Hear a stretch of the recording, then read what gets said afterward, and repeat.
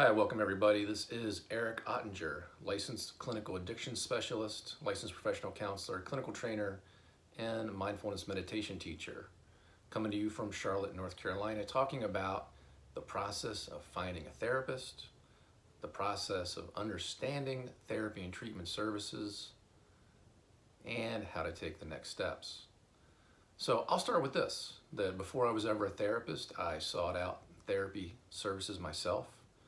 And here's the basic background. I was an active duty soldier on 9/11, deployed to Baghdad in 2003, and got back from that as a, simply put, changed person.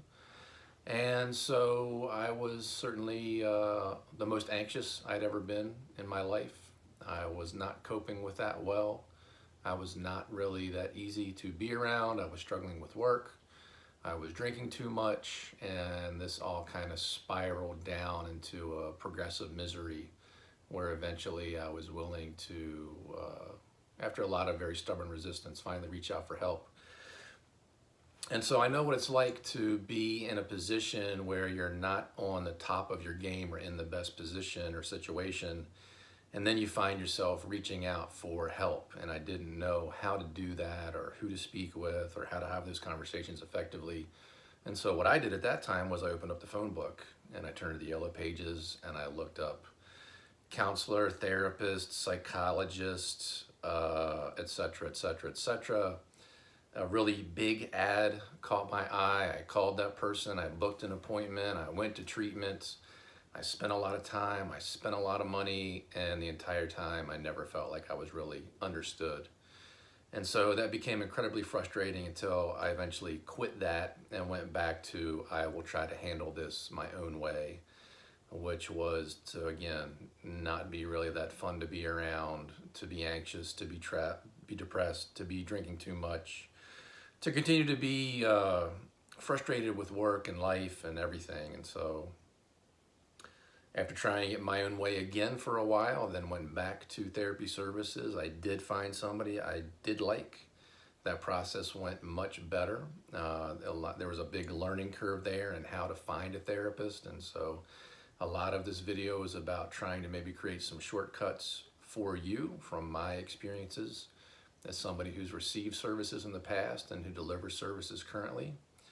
And as a therapist, I can tell you that the healthcare system is certainly filled with many imperfections, and that if you have had some frustration either trying to find the right therapist or trying to find services in general, much of that is not your fault. The system is often bogged down with a lot of bureaucracy and paperwork, and often the people that are the best in the system, the best therapists that I've met, the most passionate, the most talented, the best trained, often are, behind the scenes, realistically, we're often quite frustrated with the barriers that we find between ourselves and the people that we want to help. So this is not a perfect system, and if you've had frustration with it, so have I. And so part of the purpose of the video is to give you a possible pathway on how to navigate this. And instead of having to just randomly pick an ad, whether that's online or some other source, to be able to a little more successfully navigate this. Now, check this out. One thing I can say is that there is no one therapist who is the perfect fit for everybody, but here's a little bit more about my background. So I do specialize in addiction treatment and in working with both inpatient and outpatient settings to treat addiction. What that means is that I've done a lot of work with people who have what are called co-occurring disorders. So it is very, very common for people who have issues with either drugs or alcohol to be using the drugs or alcohol as something that we call self-medication or self-management of some type of pain, some type of chronic physical pain or mental pain, emotional pain.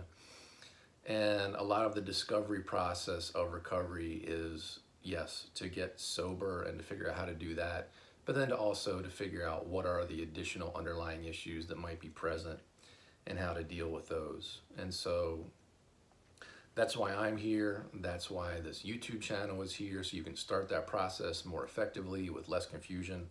and less frustration, you can check out the website, my name, ericottinger.com or recoveryrebel.com, and give me a call.